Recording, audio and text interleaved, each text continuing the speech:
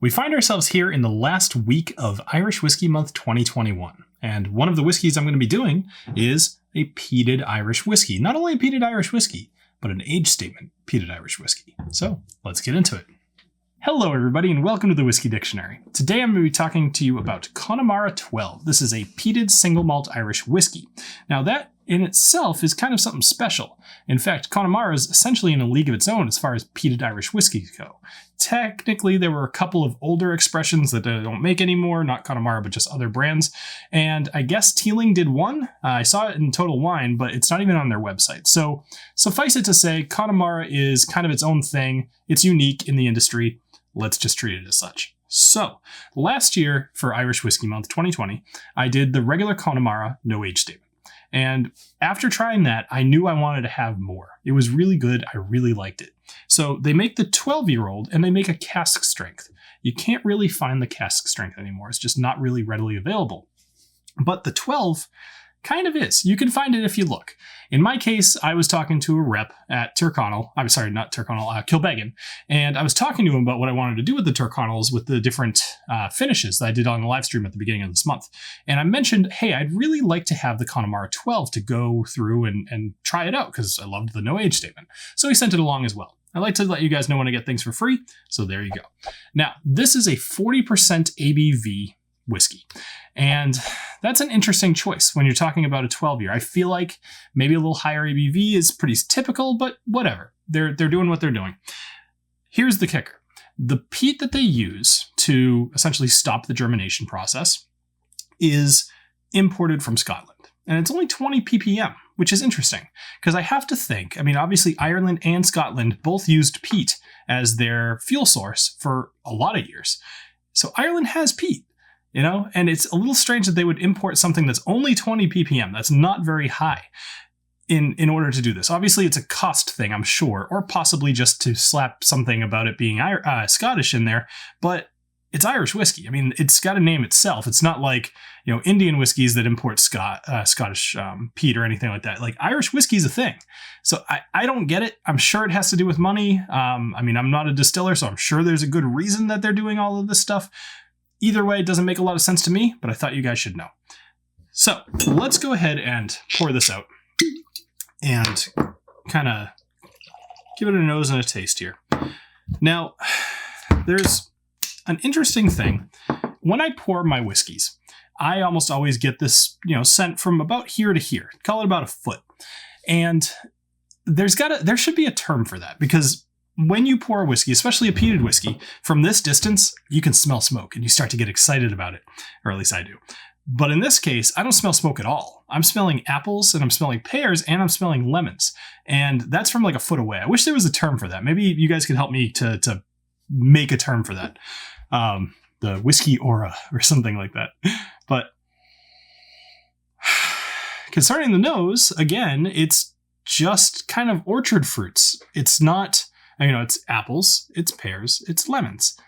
And there's a little bit more here, but the fact that the smoke isn't really prevalent is interesting because it's kind of the whole gimmick, right? Now, when you think Irish whiskey, you typically think things that are smooth. You think of things that are fruity. If not, then you just maybe think it doesn't have a whole lot of character at all. You don't think that about anything peated. Like, that's almost the exact opposite of that thing. You think, oh, this is going to be harsh and it's going to have a heck of a smell to it. Just not at all. Interesting.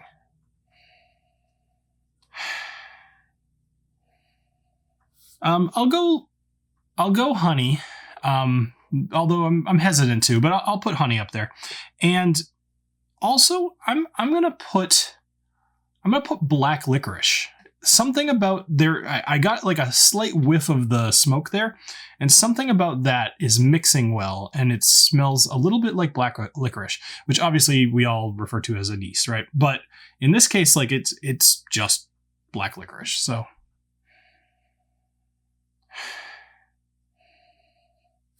the licorice is coming out actually quite a bit more as I swirl it, but nothing that's making me say, oh, this is a peated whiskey. Maybe. I'm not sure. I'm just hemming and hawing a little bit. I'm wondering if I'm trying to give it more credit than I think it deserves, and I don't really think I am, because I'm not really picking up the smoke. But, and this is where I'm going to break the fourth wall a little bit. This is the second take that I'm doing of this video because I had a whole bunch of outside noise just come up. It's super, super windy and I had to cut, right? And so I poured this back into the bottle, and the glass, when there was nothing in there, smelled a lot smokier because it was just the vapors, right? And interesting thing, you know, it smells more like smoke when it's empty. Another thing that needs a term is that delightful smell of an empty whiskey glass. It's bittersweet. Okay, I think I've kind of about done it on the nose. There might be like a little bit of... This is kind of a new one. So we have a joke in the tech industry that computers run on magical blue smoke. And if you ever see the magical blue smoke leave your computer, it's dead. Really what that is just essentially circuits burning and then maybe catching on fire a little bit. And then, you know, so essentially ozone, right, is what we refer to that as. That's the smell of ozone. And I get that a little bit in here. I don't want to say it's like burning wires, but it is definitely like a burning electronics, which is a little strange. Can't say it's wholly pleasant, but it is a smell that brings me back to college. All right, let's go ahead and have a taste. Cheers.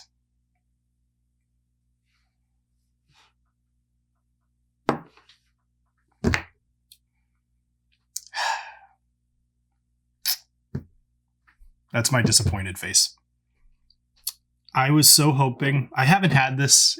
I had, let's see. I don't know. It's probably about a third con. I haven't had this in a few weeks, and I was really hoping it was going to change a little bit. It's disappointing. So let me help to characterize this a little bit or define it for you. There is smoke. There's a lot more smoke in the taste than there is in the nose. But it's like, think like Jameson, and I'm not really comparing it to Jameson, but this is probably just a good way that we can all relate. When you drink a Jameson, it doesn't taste like a whole lot of anything, but it's unoffensive.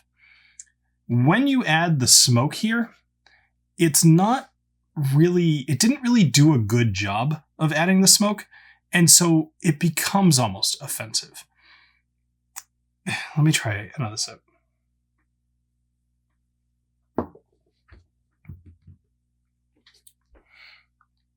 You're not getting any of the fruit taste that you would typically get from an Irish whiskey, which is fine. It's peated. It shouldn't.